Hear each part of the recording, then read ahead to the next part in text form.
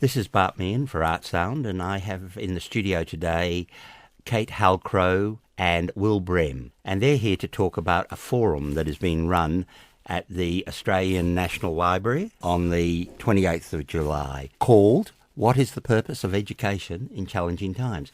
Welcome to ArtSound, guys. Thanks so much, Bart. Thanks so much, Bart. Kate, let's start with you. What's your role in this forum? So, look, I'm convening the forum. I've been a teacher for many years and now a lecturer in teacher education at the University of Canberra.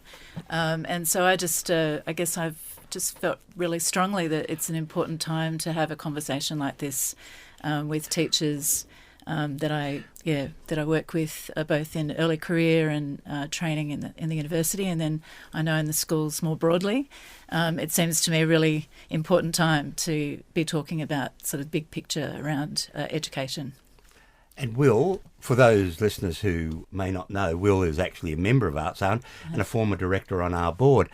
Will, what's your role in the forum? It's great to be on the sort of other side of the mic here in a way, Bart. My role is also from the University of Canberra, but from the Centre for Advanced Studies in Education. Kate brought this idea to us a couple months ago, and we were thrilled by the prospect of it. It's an absolutely urgent moment to just sort of stop and ask some bigger questions about education when so much of the focus of the conversation today has been around narrow technical conversations around education. And Kate wanted to sort of think bigger, think broader. And this is exactly what the Center for Advanced Studies in Education wants to do. But Kate also is able to bring together many other funders of this forum as well, like the Australian Association for Research and Education and the Centre of Public Ideas, which is run out of the University of Canberra as well. The Vice-Chancellor's Centre of Public Ideas. Kate, let's just expand on what Will's just saying about the objectives of the forum. What are you hoping that the people who attend the forum will get out of it? So, I guess we've brought together both students in schools. So we have a Year 12 student coming, we've got teachers, we've got researchers, we've got government representatives, a whole lot of people. And I guess all of those people are our audience in a sense. But probably most dear to my heart is the role of teachers and students. And I think teachers and students are at the heart of education, at the heart of schools. And so really the objective is to foreground and highlight the importance of teachers and students in what we might broadly call education and the project of schooling, and to elevate the role that teachers play and the work that they're doing. We saw teachers on the streets a few weeks ago protesting about the conditions of teachers in schools, and teachers have very little sort of agency. And I think having worked in schools for more than 2 decades and now in university, I see that agency lessening over time. And one thing that teachers can do is go to the streets and demand from government better conditions. But the other thing that teachers can do is step back and really think, what are we doing in this big project of education? And instead of having other people make the decisions for us, to understand for ourselves what our purpose is, and therefore to be able to be more conscious around, how our money is being spent in education, how our time is being spent, because we do know that a lot of teachers are leaving early on in the career, but we also know that a lot of students are leaving school. We have more than double the rate of homeschooled students now since even 2020. So something is going wrong. Is that a byproduct of COVID? Partly, but that trend was sort of already starting to take place. But I think when you think about COVID, it's sort of like pressure was being placed on a system that I think was already struggling. And I think that really, those challenges have continued to become stronger. So I've been, as I said, a teacher for more than 2 decades. And in that short time, my dad's been a teacher for 50 years, and he'll be in the forum as well. And he's still a teacher in a school in Canberra. He's 80. And we've both seen how the pressures on teachers have been increasing over time, and I think that flows down to students. Will, you're a teacher as well, but at the tertiary level, the form of learning in universities has changed in many ways to accommodate the needs of the students. So both the technical way it's delivered, but also the timing that it's delivered.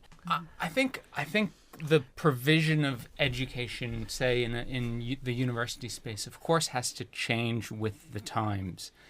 It just so happens that these times are changing rather rapidly, from the technological advancements like AI and how that challenges everything we might think about in terms of assessment and what knowledge is and the value of text, all these things we used to sort of take for granted. But we also know that university is expanding access to all sorts of potential students, which means they're coming from different walks of life. Students in university aren't just people who are aged 18 to 23 anymore. Mm-hmm. They are people who have had careers in the military or in any other private sector, and they're deciding to come back, maybe for short courses, maybe for long courses, maybe they need to study in the evening, maybe they need to study asynchronously. And all of these challenges universities need to respond to. Still trying to figure out and answer that question, like, what are we doing here? What is the whole purpose of this endeavor that we call education? And it happens at the school level, as Kate was talking about. It happens at the tertiary level. It happens in places like ArtSound and in the arts community. It happens in places like the National Library, the National Gallery. These are all educational spaces. And we need to, as a community, as a society, sort of step back and say, what is all this for? How do we take stock of this really, really challenging time we live in?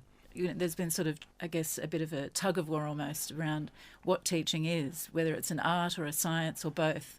And that technical question that you've brought up sort of goes to that, science element. And that's very much sort of in vogue in terms of conversations around what educators should do. Just sort of linking into what Will was saying, I teach a lot of Master of Teaching students at the university, and they're coming out of careers, for example, in the public service. And I ask them all the time, why have you come into teaching? And they overwhelmingly recognise that teaching is a meaningful career vocation, and they want to add value to society and they want to make a difference. I think that we strip away the reason why teachers have gone into the profession in the first place. I know very strongly that's why I went into teaching in the first place, and why I'm still there now, is to make a difference. And that when policymakers, perhaps with nervousness about students getting certain outcomes, and they sort of go to the technical answer, I think unwittingly they shut down that core human part, which is adding value, and that relationship that happens in the classroom, that is really the core of what keeps students at school and keeps teachers in the profession. As we finish up, I just noticed you have a number of really great keynote speakers. Yeah. Got Frank Bongiorno, Professor Lisa Kervin, Associate Professor David Russell, US educator Jess Vance, and David Pocock, our independent senator. Yeah, absolutely. So we've also, I'm going to rattle off a few other names. Ben Bowen, who's the CEO of Indigenous Literacy Foundation, will also be with us. Pauline Jones from the University of Wollongong is going to be with us. She was actually on the panel for the Literacy and Numeracy Inquiry last year in the ACT. Also Cindy Valdez, who works in EALD contexts in New South Wales schools. And then Kimia Almasi, who is from Narrabundah College, who's a Year 12 student she's looking to go into a degree in law. She's really keen and interested in civics and civic education.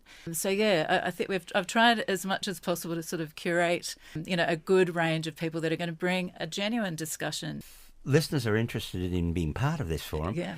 How do they register? So look, if they go to Eventbrite, so that's Eventbrite, one word, Bright spelled Brite, and Google Eventbrite Purpose of Education, it'll come up as one of the key events coming up in Canberra. Otherwise, you can also email me, kate.halcrow@canberra.edu.au. And we've still got about sort of 100 tickets left out of a 300 strong room, and we're selling those fast every day. So there's room, but not lots. Selling for free. Well, that's great. Well, thank you, Will. Thank you, Kate, for Pleasure. coming into ArtSound and talking to us about this very important subject. And good luck with the forum. Thank you so much. Thanks, Bart.